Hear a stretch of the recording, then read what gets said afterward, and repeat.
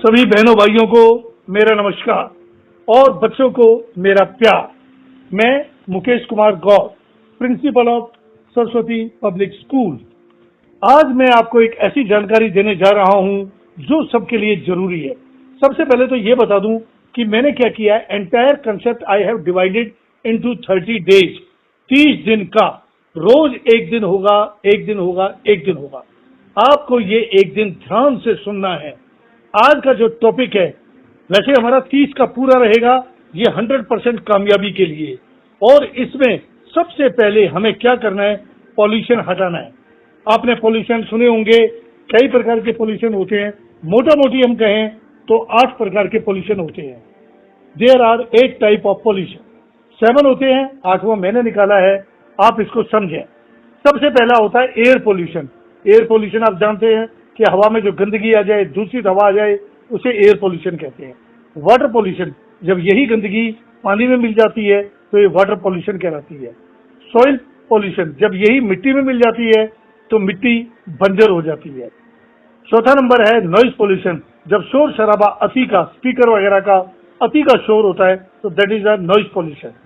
Light pollution, जब light आंखों को चकाचौंध कर देती है, that is light pollution.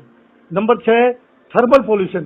Thermal pollution क्या होता है? थर्मल पॉल्यूशन का मतलब है एक्वेटिक लाइफ, यानी जीव जंतु जो पानी में रहने वाले हैं, जैसे मछली, जैसे मगरमच्छ, इन सब के लिए बड़ा हानिकारक हो जाता है थर्मल पॉल्यूशन, और उनकी लाइफ जो है खतरे में पड़ जाती है।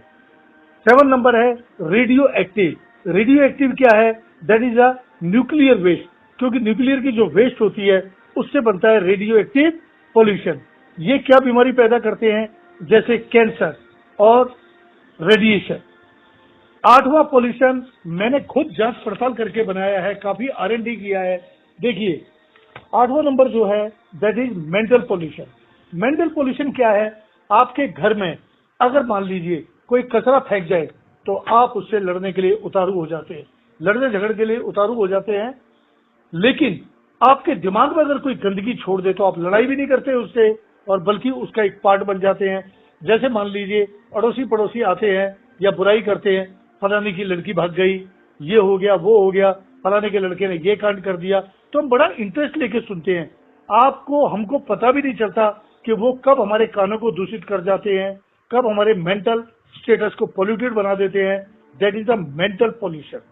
तो मैं आपको बताने जा रहा हूं what is the best solution for your mental pollution, कि इसका सबसे बढ़िया तरीका क्या है।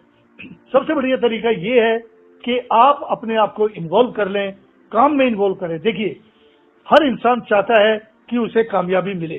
पूरी दुनिया में कोई भी ऐसा नहीं है जो कामयाबी नहीं चाहता। मैं आपको कामयाबी के सूत्र बताऊंगा, और ये कामयाबी के सूत्र होंगे 30। आज पहला सूत्र है। पहला सूत्र ये है कि आप ये मान के चलिए कि अगर आप इनको अपनाएंगे तो 101% आपको कामयाबी मिलेगी, डेफिनेटली मिलेगी। मैं आपको अपने 25-30 साल के प्रैक्टिकल एक्सपीरियंस के बूते ये बात कर रहा हूँ। 15 साल तो मुझे लगभग स्कूल चलाते ही हो गए हैं, उससे पहले 15 साल मैंने इंस्टीट्यूट चलाया था। तो मैं अपने एक्सपीरियंस को आप सबके साथ साझा कर रहा हूँ। ये मान के चलिए कि आपका जो सफर है, सफलता का जो सफर है, 100% गारंटी आपको इसमें चाहिए। ये मान के चलिए कि आपका जो सफलता का रास्ता है, सफलता का जो रोड है, वो है एक रिंग रोड। जैसे दिल्ली में रिंग रोड है, हम ये मान के चल लेते हैं कि रिंग रोड की लंबाई मोटा मोटी 100 किलोमीटर है। अब 100 किलोमीटर को हम बांट लेते हैं A to Z, ABCD, इस तरीके से Z तक हमने बांट दिया। ओके, अब जो आपकी सफलता, आपने चलना शुरू किया, मेहनत करनी शुरू की, सफलता के शिखर तक जाने की आपकी तैयारी है, लेकिन आपको सफलता कहाँ मिलेगी?